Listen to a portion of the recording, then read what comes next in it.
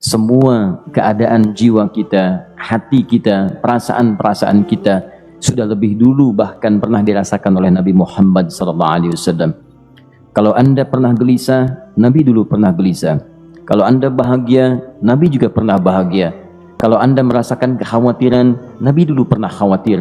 Dan miniatur kehidupan kita sudah dicontohkan dalam perjalanan kehidupan Nabi Muhammad SAW agar kita bisa belajar mengatasi problematika kehidupan. Allahu Akbar, kalau beliau tidak diutus oleh Allah, kita tidak tahu bagaimana cara menyelesaikan pemetaan kehidupan kita hingga dengan saat ini. Bahkan satu ketika pernah beliau kemudian dalam masa yang telah panjang berdakwah, qadarullah kemudian ada wahyu yang jeda datangnya tidak seperti biasanya. Biasanya datangnya cepat, berganti hari turun wahyu, ganti pekan turun wahyu. Ini beberapa masa wahyu belum turun. Ada hikmah di balik itu. Teman-teman sekalian, tiba-tiba beliau naik ke atas bukit, wahyu belum turun juga. Pulang ke rumah, belum turun juga. Sampai keadaan itu terlihat oleh kalangan kafir Quraisy dan mereka berkata, lihatlah Muhammad sudah gila. Dituduh gila. Jadi kalau Anda cuma dituduh dengan hal-hal yang ringan, dituduh soleh, kan? Dituduh kemudian orang yang berubah, dituduh semakin beriman dan sebagainya, barangkali itu lebih baik. Nabi dituduh gila, Anda bayangkan. Tuh Muhammad sudah gila. Muhammad sudah ditinggalkan oleh Tuhannya. Muhammad sudah kehilangan pegangannya. Muhammad sudah tidak punya orientasi. Orangnya sudah nggak jelas, bolak-balik tidak karuan. Naik ke atas bukit seakan-akan orang yang frustasi dan seterusnya. Tapi tahukah Anda apa yang terjadi? Setelah berbagai cacian, makian, tuduhan macam-macam diterima oleh Nabi SAW, lantas tibalah masanya Allah menurunkan satu surah, bahkan disandingkan dengan surah yang lainnya, bersandinglah dua surah ini secara bersamaan turun. Surah ke-93 dan surah ke-94-nya terkait berkelindan, memberikan satu harapan yang sangat panjang. Kata Allah, "Wadduha wal laili idza saja ma wadda'aka rabbuka wa ma qala walal akhiratu khairul laka minal ula walasawfa yu'tika rabbuka fatarda alam yajidka yatiman fa'awa wa wajadaka dhallan fahada wa wajadaka 'ailan fa'aghna fa ammal yatima fala taqhar wa ammas sa'ila fala tanhar wa amma bi ni'mati rabbika fahaddits." Ya Muhammad, saya bersumpah dengan waktu duha. Kalau kita baca dengan ilmu balaghahnya, itu bukan sekedar sumpah mengilustrasikan waktu duha. Karena di ilmu balaghah itu nanti ada 3 turunan ilmu. Ada disebut ilmu ma'ani, ilmu mencari kata-kata sehingga ungkapannya sesuai untuk disampaikan. Mana kata-kata yang tepat untuk disampaikan dalam konteks yang ingin dibicarakan. Itu ma'ani namanya.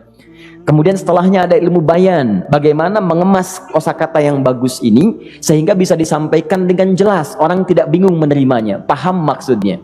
Kemudian setelah itu kadang-kadang jelas kalimatnya, tapi kedengarannya tidak indah. Woi, rapatkan, woi, apa belum paham juga? Rapatkan saf. Memang jelas, tapi nggak ngenakin. Maka bagaimana caranya disampaikan dengan jelas, tapi hati kita terasa nyaman, memuji. Rasanya nyaman diserahkan kepada Allah, tapi ada kebahagiaan, disampaikan tidak terasa tergurui, diperintahkan serasanya diberikan jalan untuk mendapatkan kebaikan. Maka yang ketiga disebut dengan ilmu badi' namanya.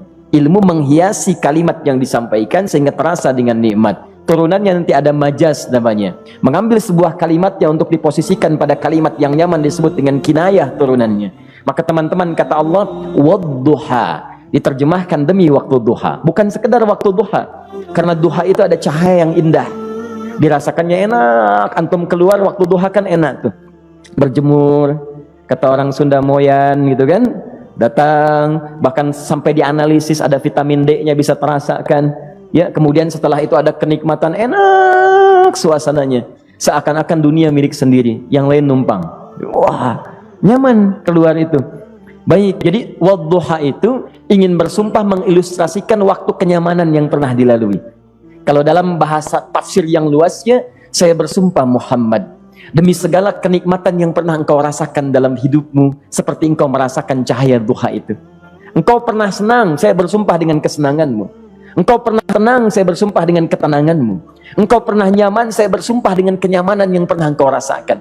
Wal laili idza saja, dan aku pun bersumpah demi gelapnya malam. Demikian terjemahannya. Bukan sekedar gelapnya malam, saja itu sesuatu yang pekat. Ya, ini belakang kelihatan agak gelap nih. Untuk memberikan proyek, kesini aja Pak, saya cuma ngasih contoh ini. Contoh, saya bukan mengeluh, bukan, ingin memberi contoh. Ya, contoh pada ilustrasi yang mau saya sampaikan. Nggak apa-apa, biarkan saja. Saya mau contoh kasih kata saja. Ya, ini belakang agak gelap untuk memproyeksikan cahaya ke sini. Tapi yang mau saya sampaikan, kalau gelapnya begitu pekat, semua cahaya ini nggak ada. Cahaya nggak ada nih, sama sekali tidak kelihatan. Saya mau tanya pada Anda, beraktivitasnya mudah atau sulit? Mudah nggak menemukan sendal Anda di luar? Belum tentu. Menemukan jalan keluar pun belum tentu mudah. Anda mesti meraba-raba jalan. Anda mesti kemudian melihat sesuatu dengan pandangan mata hati Anda. Raba, dan sebagainya. Sampai menemukan jalan, itu pun belum tentu benar. Itulah yang disebut dengan gelapnya malam saja pekat. Kadang-kadang ada orang yang menghadapi satu kesulitan yang pekat, suasananya siang, cuman karena masalahnya begitu pekat, seakan-akan membuat diri dia gelap. Jalan susah, limbung gitu. Kenapa gelap ya? Padahal terang. Karena masalah menggelimuti dirinya, seakan-akan dia diselimuti masalah yang gelap. Bimbang dia, makan nggak enak, minum nggak nyaman, dan seterusnya. Ya, biasanya makan ayam tenang, ini dikasih yang lebih enak juga rasanya pahit, nggak enak zamannya. Maka kalau kita ilustrasikan dalam suasana tadi Muhammad, saya bersumpah, engkau pernah hidup nyaman, ataupun engkau mengalami masalah yang sangat pekat dalam kehidupan. Engkau alami sesuatu yang dahsyat, sampai engkau bingung, bimbang, pekat, mereka menuduhmu dengan macam-macam. Ma wadda'aka rabbuka wa ma qala. Saya pastikan kepadamu, dalam keadaan nyamanmu seperti dulu, ataupun engkau bimbang seperti sekarang, Tuhanmu tidak akan pernah meninggalkanmu ataupun menuduhmu gila. Orang-orang yang dekat dengan Allah Subhanahu wa ta'ala, maka Allah akan menjaganya, baik dalam keadaan yang tenang dan nyaman, ataupun dalam kesulitan yang luar biasa. Walal akhiratu khairul laka minal ula. Nanti saya akan tunjukkan kepadamu, jika kamu telah tabah dan sabar menerima cacian mereka, menerima tuduhan mereka, nggak apa-apa, ini kan muqaddimah. Masa kamu masih panjang. Kamu masih panjang dalam berdakwah, kehidupan kamu masih panjang membawa tugas dan misi. Kalau kamu belum bersabar pada yang sekarang, bagaimana dengan yang di masa depan? Tapi saya pastikan kepadamu, jangankan yang seperti ini, masalah pekat yang paling hebat pun kamu akan hadapi, yang membuat kamu sedemikian sulit lebih daripada ini, yakinkan pada jiwamu, aku tidak akan pernah meninggalkanmu. Ini prinsip dalam kehidupan kita. Jika Anda menggantungkan hidup kepada Allah, Anda bersandar dengan baik kepada Allah, maka ayat ini akan mengatakan, teman-teman sekalian, Allah tidak akan pernah meninggalkan Anda dalam setiap kehidupan Anda. Nanti, sekarang perjuangan, kata Allah, walal akhiratu khairul laka minal ula. Nanti saat kamu tiba di akhirat, saya akan tunjukkan kepadamu ada yang lebih hebat yang tidak pernah engkau rasakan sebelumnya saat di bumi. Tidak akan ada lagi kesulitan yang kamu hadapi. Tidak akan ada lagi cacian yang kamu kemudian hadapi. Tidak ada lagi kemudian tuduhan yang kemudian kamu rasakan. Aku akan berikan apapun yang kamu inginkan sampai kamu puas. Wala sawfa yu'tika rabbuka fatarda. Nanti kamu pengen apapun, aku berikan. Kalau saufa masih ada jeda, ya. Kalau bahasanya wa yu'tika mungkin seketika.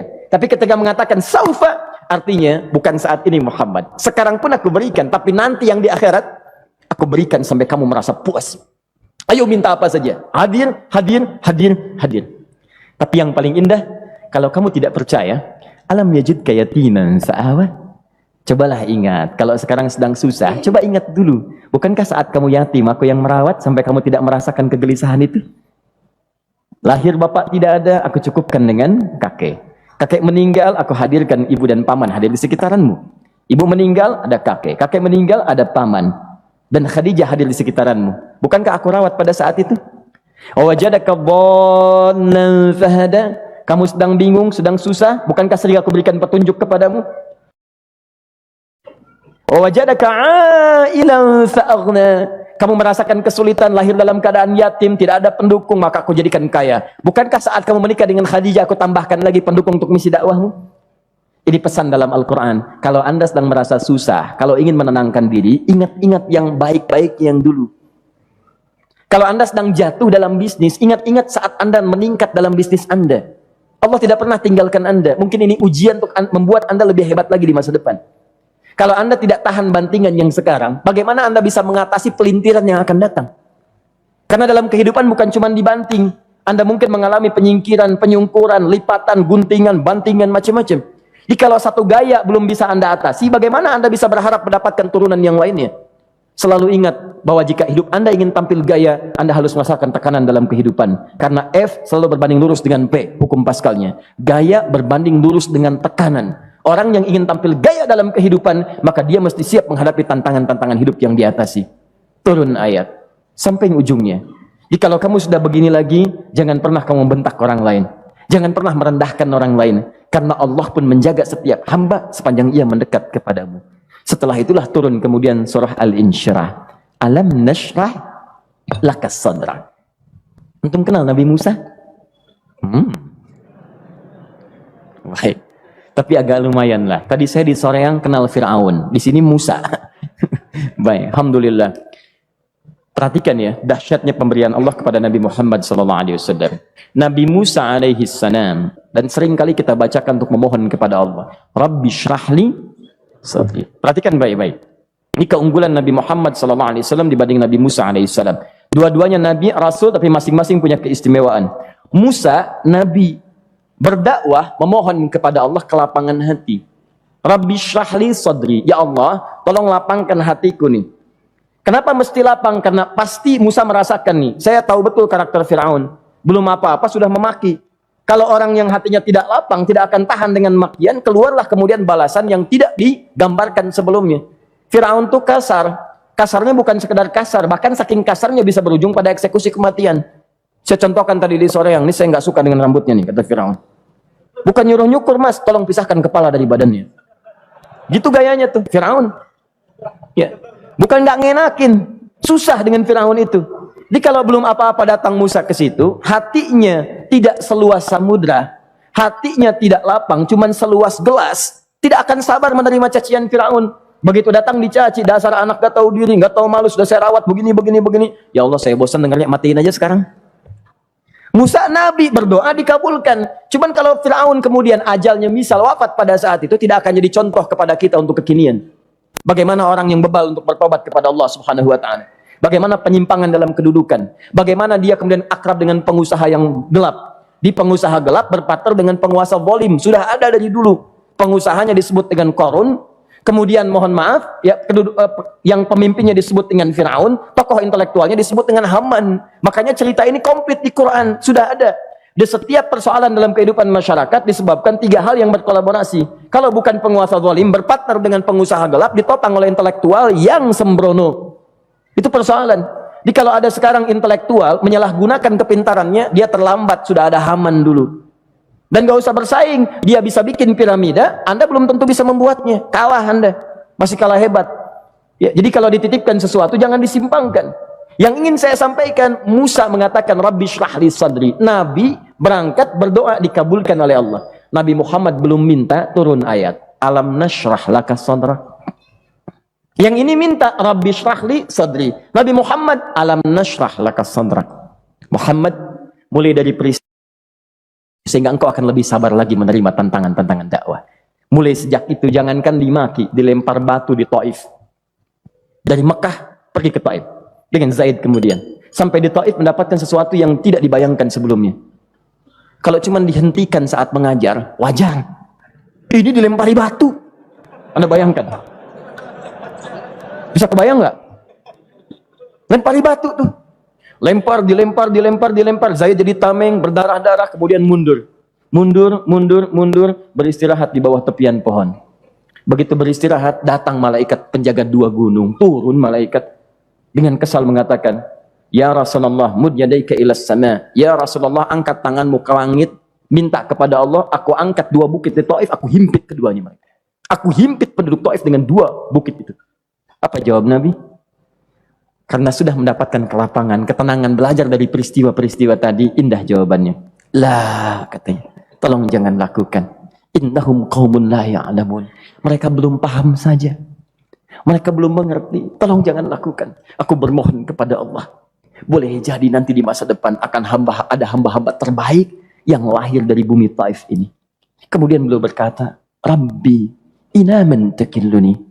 A'ila qaribin yu'limuni? Am ila ba'idin yu'dhini? Fa'ana radin ma lam taghdab ilayya. Ya Allah, kemana lagi engkau akan utus aku untuk berdakwah setelah peristiwa ini? Apakah tempatnya lebih dekat aku jangkau sekarang, tapi di situ aku akan disakiti lagi? Ataukah jaraknya masih jauh, tapi di tempat itu aku akan dizalimi lagi? Aku ridha ya Allah dengan itu semua, asalkan engkau tidak marah kepadaku. Asalkan engkau tidak marah kepadaku. La haula wala quwata illa billahil aliyil azim. Begitu kelapangan itu muncul, ridha dengan ketetapan dan siap, tabah, kuat, hadir dalam jiwanya. Tiba-tiba turun undangan, tunaikan Isra dan Mi'raj. Diangkat statusnya, naik mendekat kepada Allah Subhanahu wa taala. Dihilangkan bebannya, wa wada'na anka wizrak alladzi anqadha dhahrak. Itu hikmah, teman-teman. Barangkali kalau antum saat ini datang ke masjid ini untuk kajian, sedang bawa beban, ada kesulitan, penuh dengan macam-macam, barangkali dibacakan surat Ad-Duha tadi untuk memberikan harapan kepada Anda. Ini bukan PHP, karena ini bukan masalah urusan manusia. Ini adalah janji yang tidak akan pernah diingkari. Innallaha la yukhliful mi'ad. Kata Allah, Anda punya masalah, ingat suasana tenang pada masa lalu. Bukankah saya memberikan ketenangan kepadamu? Mendekat kepada saya, Anda bersabar, yakinkan bahwa ujian yang saya berikan saat ini sesungguhnya untuk membuat kamu lebih hebat di masa depan. Karena orang hebat tidak akan pernah sepi dari ujian untuk membuat dia lebih kuat menghadapi tantangan dalam kehidupan.